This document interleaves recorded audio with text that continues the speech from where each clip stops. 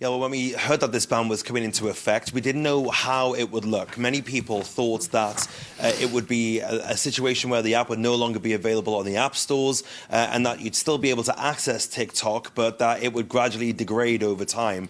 Well, we heard from TikTok a few days ago that they were going to, quote, go dark when this ban took effect. And it seems they have done exactly that, actually relatively early as well, about an hour and a half before it struck midnight here in the capital. Many users couldn't access their TikTok accounts and were given this notice that I am now receiving as well. It says, sorry, TikTok isn't available right now. A law banning TikTok has been enacted in the US.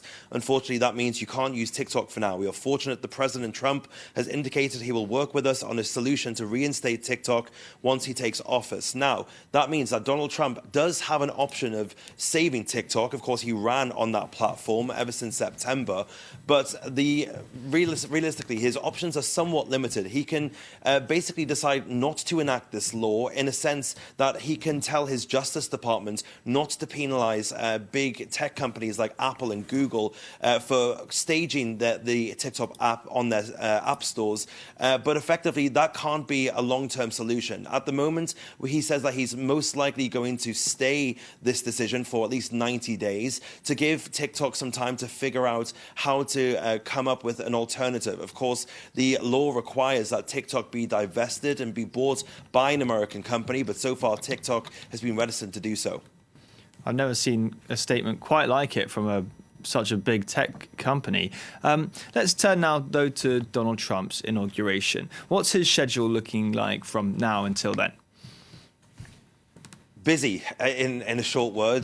Donald Trump has a lot of events over the course of the next couple of days before he even gets to the Capitol building on Monday. We've already seen him land in the DC area at his golf club this evening, overlooking a fireworks show with his wife and soon-to-be First Lady once again, Melania. We know that he's going to be going to Arlington National Cemetery on Sunday to lay a wreath there, and then he'll be heading to the Capital One Arena, an arena in downtown DC, where he'll be holding a campaign-style rally, a victory rally, he's calling it, before he will be heading to a candlelight dinner. Now, that Capital One Arena was really going to be somewhat of a kind of one of the lower lights, really, of the schedule of the inauguration weekend. But now it's taken on a real key role because of this cold that we are now experiencing in DC, because of the temperatures expected to dip to -12. The inauguration is now taking place inside the Capitol, and the Capital One Arena is going to play a much bigger role. The presidential parades that normally we see take place from the Capitol to the White House will now take place inside the Capital One Arena before Donald Trump makes his way to the White House later in the evening. And that's historic, isn't it? I mean, that's not happened in 40 years, having an inauguration inside.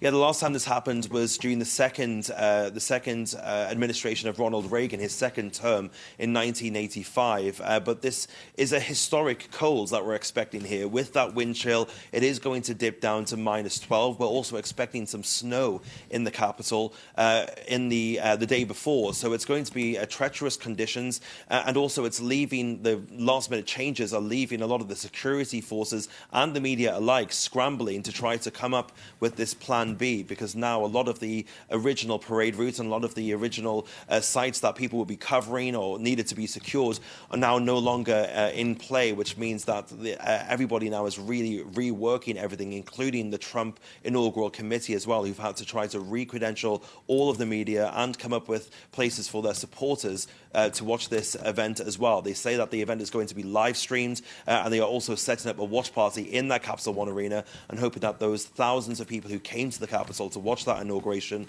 will not be too disappointed.